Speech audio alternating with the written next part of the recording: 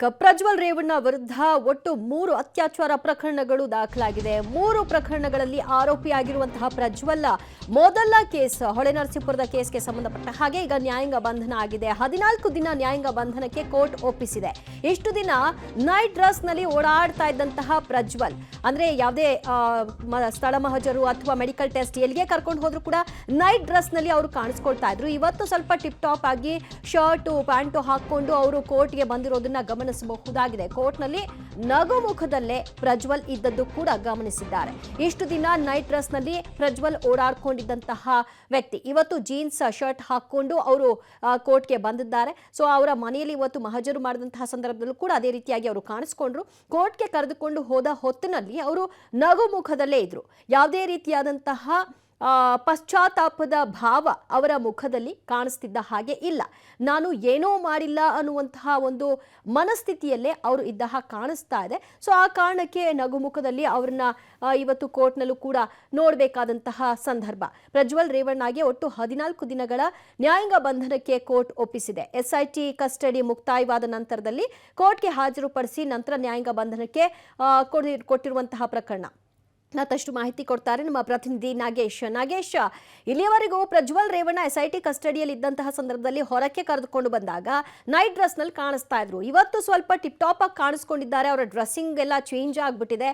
ಅಂದ್ರೆ ಅವರಿಗೆ ಬೇಕಾದ ಎಲ್ಲ ವ್ಯವಸ್ಥೆಗಳನ್ನು ಕೂಡ ಮಾಡಿಕೊಡ್ಲಾಗ್ತಾ ಇದೆ ಅವರ ಕೋರಿಕೆಯ ಮೇರೆಗೆ ಅಂತನಾ ಹೇಗೆ?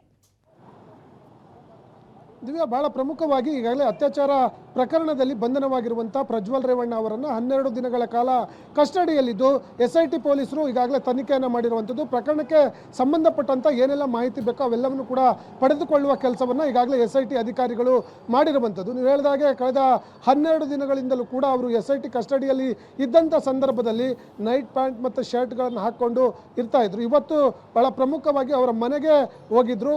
ಜೊತೆಗೆ ಅಲ್ಲಿ ಸ್ಪಾಟ್ ಮಾಜರ್ ಮುಗಿಸ್ಕೊಂಡು ಬಂದು ನೋಡಿದಂಥ ಸಂದರ್ಭದಲ್ಲಿ ಇವತ್ತು ಜೀನ್ಸ್ ಪ್ಯಾಂಟ್ ಮತ್ತು ಶರ್ಟ್ಗಳನ್ನು ಹಾಕ್ಕೊಂಡು ಕೋರ್ಟ್ಗೆ ಹಾಜರಾಗಿರುವಂಥದ್ದು. ಬಹಳ ಪ್ರಮುಖವಾಗಿ ಈ ಒಂದು ಪ್ರಕರಣದಲ್ಲಿ ಆರೋಪಿಯ ಮನವಿಯ ಮೇರೆಗೆ ಅವರಿಗೆ ಎಲ್ಲವನ್ನು ಕೂಡ ಒದಗಿಸಲಾಗುತ್ತೆ ಅನ್ನುವಂಥದ್ದು, ಅಂದರೆ ನೆಸೆಸಿಟಿ ಇರುವಂಥ ಬೇಸಿಕ್ ನೀಡ್ಸ್ಗಳನ್ನು ಒದಗಿಸುವ ಕೆಲಸವನ್ನು ಪೊಲೀಸರು ಮಾಡಿದ್ದಾರೆ ಅನ್ನುವಂಥ ಮಾಹಿತಿ ಕೂಡ ಇರುವಂಥದ್ದು. ಹಾಗಾಗಿ ಈಗಾಗಲೇ ಕಸ್ಟಡಿಯಲ್ಲಿದ್ದಂಥ ಡ್ರೆಸ್ಗೂ ಇವತ್ತಿಗೂ ಭಾಳ ಚೇಂಜ್ ಆಗಿದೆ ಅನ್ನುವಂಥದ್ದು ಅವರನ್ನು ನೋಡಿದಂಥ ಸಂದರ್ಭದಲ್ಲಿ ಗೊತ್ತಾಗ್ತಾ ಇರುವಂಥದ್ದು. ದಿವ್ಯಾ, ಓಕೆ ನಾಗೇಶ್, ಸಂಪರ್ಕದಲ್ಲಿರಿ, ಇನ್ನಷ್ಟು ಮಾಹಿತಿಯನ್ನ ಪಡೆದುಕೊಳ್ತೀವಿ.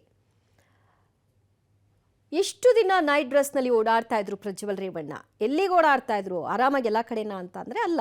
12 ದಿನಗಳ ಈ SIT ಕಸ್ಟಡಿ ಅವಧಿಯಲ್ಲಿ ಅವರನ್ನ ಹೊರಕ್ಕೆ ಕರೆದುಕೊಂಡು ಬಂದಂತಹ ಸಂದರ್ಭದಲ್ಲಿ ಏನು ಸ್ಥಳ ಮಹಜರು ಮಾಡಲಿಕ್ಕೆ ಹೊಳೆನರಸೀಪುರ ಕರ್ಕೊಂಡು ಹೋದ್ರು, ಬಸವನಿಗೆ ಗುಡಿ ಕರ್ಕೊಂಡ್ಬಂದ್ರು, ಮತ್ತೆ ಮೆಡಿಕಲ್ ಟೆಸ್ಟ್ಗೆ ಅಂತ ಆಸ್ಪತ್ರೆಗಳಿಗೆ ಕರ್ಕೊಂಡು ಹೋಗಬೇಕಾದಂತಹ ಸಂದರ್ಭದಲ್ಲೂ ಕೂಡ ನೈಟ್ ವೇರ್ನಲ್ಲಿ ಅವರು ಕಾಣಿಸ್ಕೊಳ್ತಾ ಇದ್ರು. ಸೊ ಇವತ್ತು ಒಂದು ಡ್ರೆಸ್ಸಿಂಗ್ ಸೆನ್ಸ್ ಚೇಂಜ್ ಆಗಿದೆ.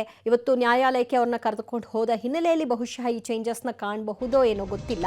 ಆದರೆ ಅವರ ಮುಖದಲ್ಲಿ ನಗುಮುಖವಾಗಿ ಅವರು ಕಾಣಿಸ್ತಾ ಇದ್ದದ್ದು ಬಹಳ ಗಮನವನ್ನ ಸೆಳೆದಿತ್ತು.